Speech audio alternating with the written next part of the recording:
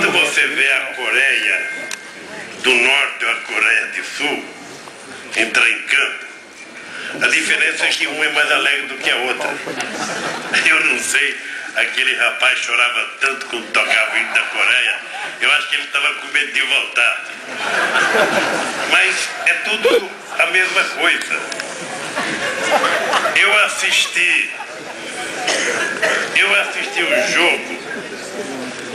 o jogo Itália e Sérvia ou Itália e Croácia, em que nem no banco de reservas e nem no campo tinha um único negro. E assim você vai vendo que são poucos os países que têm essa diversidade de raça, essa diversidade cultural que tem o Brasil. Então o Brasil teve uma mistura extraordinária, que é a mistura do índio, do negro e do europeu. E deu essa gente bonita como eu.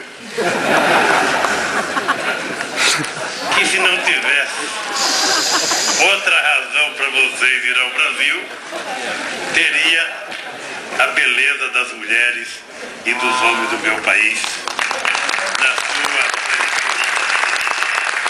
É brincadeira, né? É um showman. E quando eu falar de beleza, vocês têm que compreender o seguinte, minha filha. Para cada sapo tem uma sapa.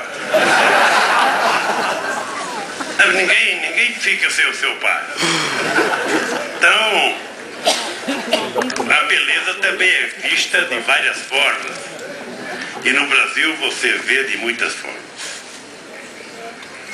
Eu sinceramente duvido que tenha um país com a mega diversidade da culinária que tem o Brasil. Tem país que a gente viaja, quando a gente quer pedir uma comida diferente, a gente pede la carte. Ou seja, com um bife com batata frita.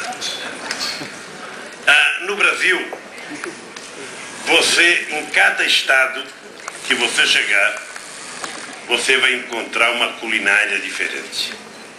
Alguns estados, e aqui vou dizer, como a Bahia, que talvez seja a mais rica culinária do país, junto com Minas Gerais e junto com o estado do Pará, o cidadão que for à Copa do Mundo e for para o Pará, e ele comer um pato no tucupi, nunca mais ele vai deixar o Pará. Nunca mais. Porque ele vai gostar.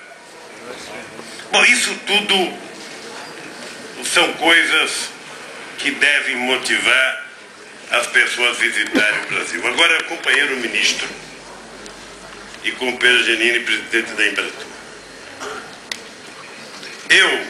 Essa semana, eu preciso ser muito sincero, porque às vezes a sinceridade dói, mas ela é melhor do que uma mentira que não dói. Eu fui esses dias lançar um programa de cinema lá em Lusiânia.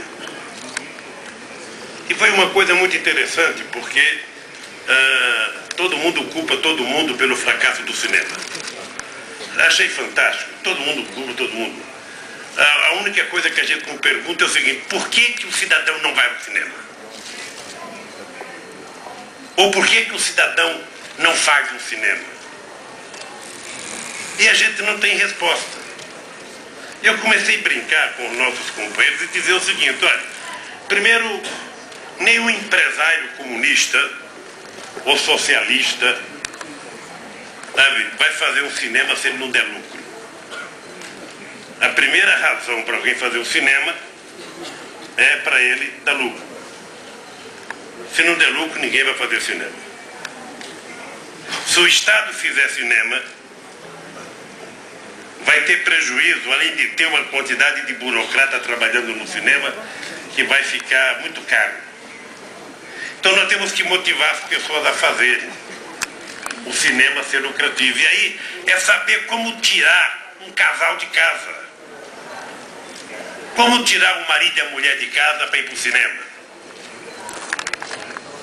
Ou seja, como tirar um casal de jovem de casa para ir para o cinema, se você não oferecer para ele múltiplas oportunidades na hora que ele sai de casa.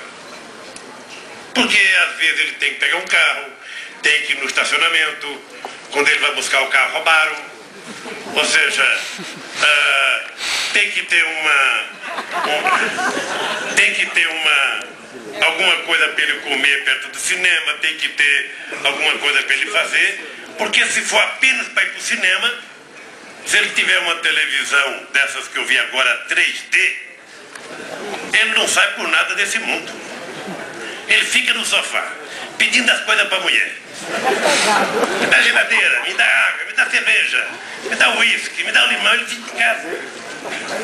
Eu estou contando esse caso do cinema, que é uma coisa que a gente precisa, Eduardo, se preocupar. Como é que você vai levar o cinema na periferia do Rio de Janeiro?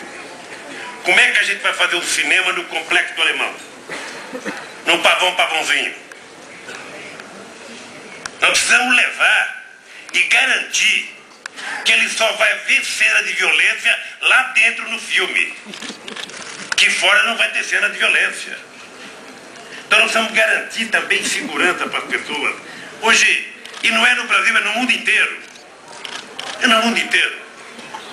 E depois que eu não sei quem foi o sábio, antigamente o cara para ser sábio estudava muito, mas agora teve um cara que inventou a pirataria. Ou seja, o filme não é nem anunciado, já está pirateado.